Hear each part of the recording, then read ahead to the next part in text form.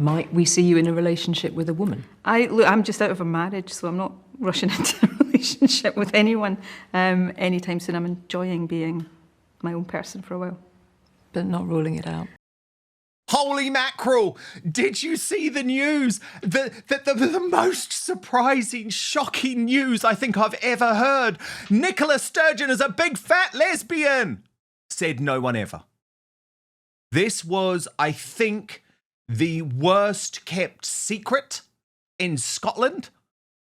And the fact that Sturgeon is now expecting us all to treat her as some type of hero, a gay rights hero, because her sexuality is not binary. Let me tell you, as a gay man, she can go to hell, because this was the woman who put other women at risk with her ludicrous trans policies. And I also have to say, I am a little bit sick and tired of people living their lives in the public eye, pretending to be something they're not. So like Nicola Sturgeon, oh yeah, I want to shag a man, to all of a sudden realizing she doesn't have a political career to lead. And so she's going to be honest about the fact that, well, you know what? You know who she really likes. Because I've always been honest about who I am. Always, always. And yes, I've probably lost lots of opportunities because of that. But thank God it meant that I could always be authentic. Thank God it meant I didn't have to be in a fake relationship like she was for all this time for political expediency. Anyway, there's a mortifying sit down between her and woke ITV's Julie Etchingham, who tries to get her to admit that deep down she really wants a woman. Write in the book, I have never considered sexuality, mine own included, to be binary. What do you mean by that? I mean, what it says, it's just my view of the world and life and the way people are. If you're about to ask me, am I making some big revelation? No. Am I putting labels on myself? No. That's how I see the world. Might we see you in a relationship with a woman? Look, I'm just out of a marriage, so I'm not rushing into a relationship with anyone anytime soon. I'm enjoying being my own person for a while. But not ruling it out. I'm not contemplating, sort of anything of that nature. I'm just enjoying life. Oh, just admit it, for God's sake. You're as gay as Philip Schofield. And we all knew that for decades too.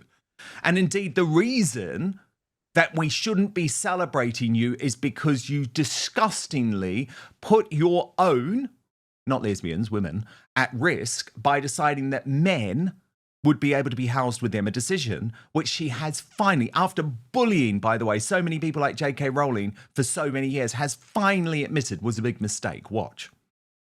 Can you believe that more than half of you are watching this video but not subscribed? So please do me a huge favor. Click the subscribe button now. Turn on the notification bell so you'll be alerted to all of our brand new Outspoken videos. I didn't, I think, anticipate as much as I should or engage as much as I should on some of the concerns that might then be triggered. At the point I knew it was becoming, or felt it becoming as polarised, I should have. I think I say in the book, I wonder if I should have. I'm going to say it categorically. I should have said, right, okay, let's pause. Let's take a step back. And because I fervently believe that the rights of women and the interests of trans people are not irreconcilable at all. I should have taken a step back and said, how do we achieve this in a way that... So you're basically admitting that you should have just paused that legislation. Yeah. As Joanna Cherry posted after that interview, extraordinary turnaround from Nicola Sturgeon. Can those of us she demonised for requesting just that now expect an apology? To Jasmine Birtles and Peter Barnes. I mean, Peter, firstly, right, Nicola, we all knew your sexuality was not binary, as in you were lesbian and this was a fake marriage, okay? That was all very obvious. But isn't there something quite dark about the fact that she's only prepared to talk about this once she's out of her political career? Doesn't it actually show that she wasn't comfortable being binary or gay or lesbian, however you want to put it? Yeah, I think it's actually something more insidious than that. I think she's using this to kind of reinvent herself. I think she's realized that, she left office after decimating Scotland and basically under a cloud of investigations from the police over mishandling of funds and all the rest of it. She's using this to kind of say, oh, I'm just a normal person. Look, I'm lovely and nice and all the rest of it. It's the same as when people went into the jungle, when they call it jungle washing. They're trying to reinvent themselves to actually to get a career back because, let's be honest, she's not exactly being hired anywhere left, right, and centre like many of the other failed lefties that have left office in the last 2 years. This is what I actually think is more concerning, and what I find even more disgusting is the LGBT establishment welcoming her in with open arms. I find it absolutely mortifying that yet again it is compromised from this community that has been just so soporific to this woman, and I don't get it. She is terrible. Like you said, it was the worst kept secret to begin with. I mean, everybody, it's like 7 days in a week, everybody knew. And yet now we're supposed to feel some kind of sympathy for her. Spare me that. I've got other things to do. Totally. Well, I actually predicted what was going to happen with Father Calvin Robinson months ago. Watch this. Yeah. And they were a power couple, and he was helpful to her. As soon as he was no longer helpful to her, he's dumped and she's off with her lesbian friends. Now, that's fine. But do we really know the real Nicola Sturgeon? A lot of people, let's be honest, do cover up who they really are in order to get a head start in politics. Now, I think that's really unfortunate. I've obviously always been honest about who I am, and maybe Sturgeon has too. But the timing does just feel very odd. Well, Jasmine, we now know, no, she wasn't being honest about who she really was because she pretended she was a heterosexual. Absolutely. And frankly, nobody really cares. Very few people really care about somebody's sexuality. If she had been open about it, I think, she would have got more respect, frankly. What people care about, as you say, is somebody who lies about whatever. I mean, another reason why a lot of people don't like Boris Johnson is all the lies. And there she was just lying, and we knew it, as you say. And as Peter points out, I think she is trying to get a career of some sort on whatever basis, and try and make people forget the appalling things she did when she was there in power, particularly during COVID. She was evil. Authoritarian, the max. Goebbels would have been proud of her. Evil stuff she did then, and copied then by silly old Boris. It was, I think, everything that I really cannot think of a single good thing that she did. No, 100%. And then think of how she brought so much negativity to Scotland and divided Scotland with her trans extremism. Absolutely. And it's still going on. I mean, John James pointed out this really revolting performance at the weekend by someone who was being platformed at the Edinburgh Fringe. Now, he's called Osman Shabili, apparently a rising star in British Pakistani comedy. Listen to the joke that he made about J.K. Rowling, and it's these type of jokes. News: J.K. Rowling calls for a boycott of Eminem. If the headline isn't J.K. Rowling is found dead, I don't want to fucking hear it, man. And it's those types of jokes, by the way, as funny as cancer, as John James put it, that I think found their way into the public domain, Peter, during Sturgeon's reign. I mean, can you imagine if a right-winger was joking about the death of a famous left-wing author? And that's just accepted. Sorry, you come on. Yeah, they wouldn't have a career right now. They generally just wouldn't. They wouldn't be working. They'd be done. They'd be finished. Everybody, they'd have everything kind of thrown all over the front pages and all the rest of it. But the one thing we should really thank Nicola Sturgeon for is this policy, because it showed very firmly to the establishment they aren't on board with woke. It really showed a very harsh reality to the establishment, to the powers that be, that the vast majority of the people don't go along with this stuff. It really highlighted the absolute divide between us and them. I mean, don't get me wrong, it's an abhorrent policy, and it makes no sense whatsoever. But it really did bring to the forefront for so many people, wait a minute, this stuff just isn't right. This is too far. And I think that's the one good thing I think we could take from her entire time as First Minister, because, as you say, I'm really struggling to think, as I sit right here, of a single thing she did, either as Deputy or as First Minister, for the good of Scotland that wasn't dividing it up just so she could pick on Westminster, which is all she ever did. Mm-hmm. Mm-hmm. Very, very true. And of course, if you look at the situation in Scotland, it's still just as bad. Did you see this? Kelly J. Keane, incredible women's rights activist, yet posted on X over the weekend, we got kicked out of the Glasgow University Union Bar that we hired for a private function. Mhm. And I just couldn't believe that. But I mean, I could believe it, sadly. And it was horrible watching the footage. Watch this.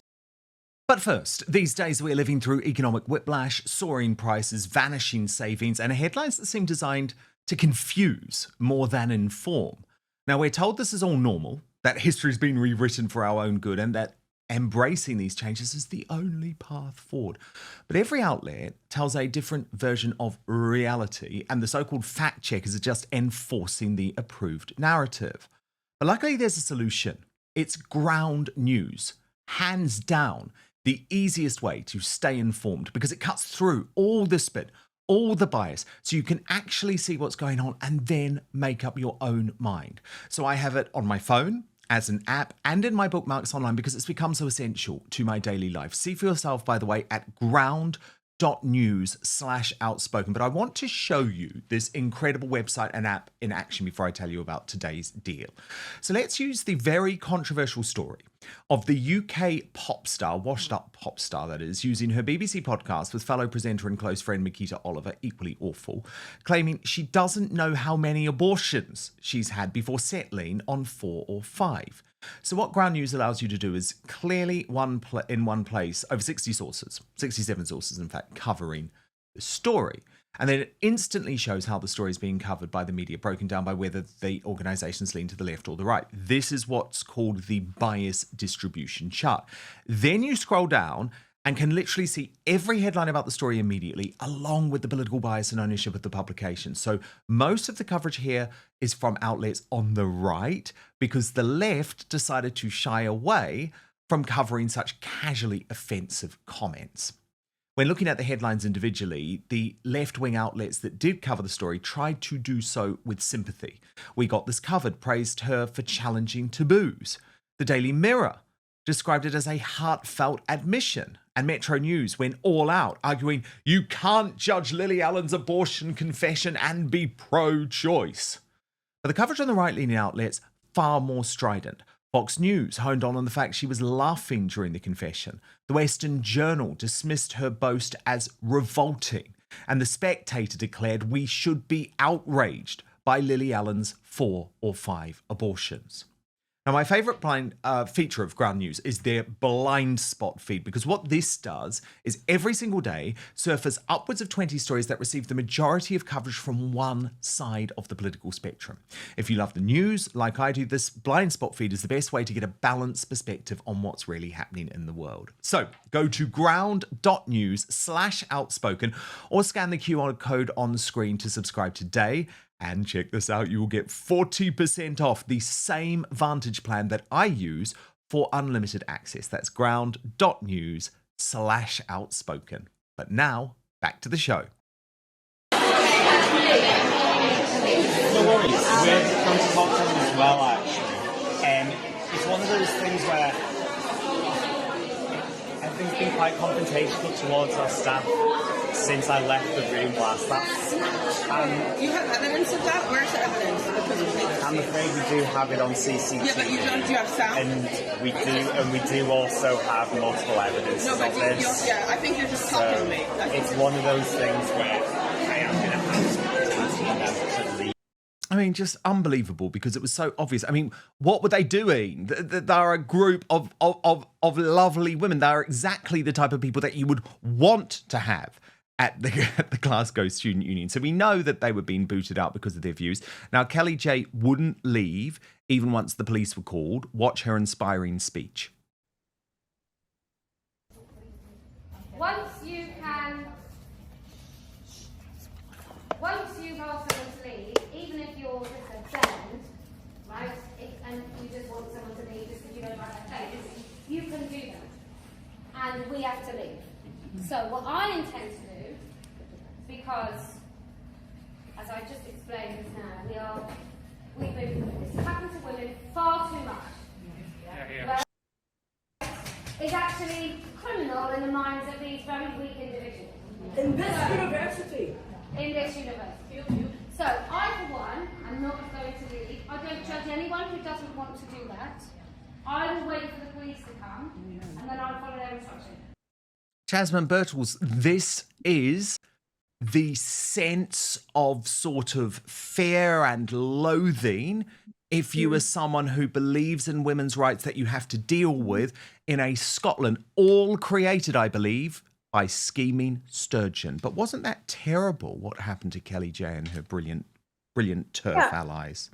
It's shocking. It doesn't surprise me that it's part of an academic institution. As we know, universities, academic institutions generally have been completely captured by the wokerati, and they are all, in my view, largely anti-women. I said this to my own college a little while ago. I asked them to confirm that they were upholding women's rights and not allowing biological men into women's spaces. They didn't reply. And this is happening over and over across the country and across the West. It's very much happening in America, although woke has largely died in quite a few parts of America, I'm grateful to see. But it's interesting also, isn't it, that it was in Scotland that we had to have that court case that finally said, yes, a woman is a woman. This, had to define a woman. I mean, it's an incredible thing that we had to get a court case to define a woman, and it was in Scotland, which says a lot about the situation in Scotland. Peter, what did you make of what happened to Kelly J? I completely agree with Jasmine. It's hardly unsurprising this is at an academic institution. But what I will say is we're starting to see, despite the Supreme Court ruling on what is a woman, I can't believe it took us 5 years and some of the top legal minds to define what a woman is. I mean, that alone is nonsensical to me. But we're starting to see members of the Labour Party, members of the left, starting to actively campaign against this ruling, pressuring the government to ignore it. We're seeing the NHS starting to just say, we don't care, we're doing our own thing. Public institutions using taxpayer money are ignoring Supreme Court rulings. That is what is happening right now, and it can't stand. This has to stop, because once they start saying we can just ignore the law, a lot more of the society is going to collapse. We have a real problem on our hands when it comes to this stuff. They were never just going to back down. I think that's one thing a lot of people get wrong when it came to the woke warriors. They weren't just going to roll over. They will use every tool at their disposal to make sure that this nonsense stays in place, and we have to keep fighting it. This is a constant fight. We have to get that into our heads. Yes, we do, and we will continue the fight here. Thank you so much to the brilliant Peter Bunce. Peter, where can people subscribe to your Substack? Because I absolutely love it. Yeah, so you can find me at Stranger Views on Substack, or you could go through my YouTube account, which is Peter Barnes, and you'll find me just all on there. Yeah, your Substack is brilliant. I absolutely love it. And Jasmine Birtles, who has her brilliant Money Magpie Finance channel, which you can find just by searching for Money Magpie at YouTube, right, Jasmine? Thank you. Yes, exactly. Money Magpie Finance is what it is, but just put Money Magpie and you'll find it. Yes, and you can find my interview with Jasmine there, which was very, very good as well. Thank you both so much. We're going to reveal Greatest Britain Union Jackass in just a moment, but first to your comments. A couple of super chats. Thank you so much. Private Jose B32 has backed Advance UK, says it's our only hope for the future. And actually, Stevie Leeds, thank you so much, Stevie, for the super chat too. He says, please support Advance UK. The sooner this turns into a political party, the better. Just £10 it costs. Is our country still worth saving? Advance UK will be the only party worthy of the cross at the ballot box. So thank you so much for those super chats. Quite a lot of anger about Camilla Tominey. And the fact that she described Tommy as a white supremacist. Maverick CJ says, what Camilla the Snake possibly could have said when she called the police, apart from, hi, I've been caught out lying. Can you help?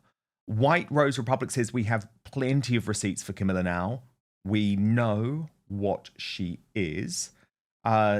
Doddy said they've now started having Farage superfan June Slater on GBBC News, but any Farage critics are banned. I mean, in fairness, I did used to have June on my GB News show. And she was very, very good. But yes, it's interesting, isn't it, that I've now had her back now, given her support for Farage. Lynn H says, Nigel only recruits yes men and women. All of those who have their own views or go against him are kicked out.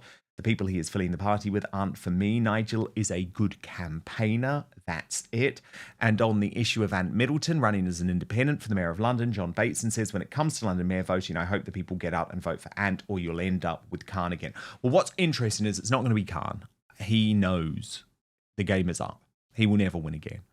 So he's going to look to find an easy way back into the House of Commons to be an MP and to try and become the Labour Party leader. Oh, just imagine that. So I think we're going to get someone like Dawn Butler. But I appreciate what you're saying. Of course I do. Now it's time to reveal today's Greatest Britain and Union Jackass. Your nominees: Nicola Sturgeon, nominated by Darren Donaldson because she's considering moving to London now that she has ruined Scotland.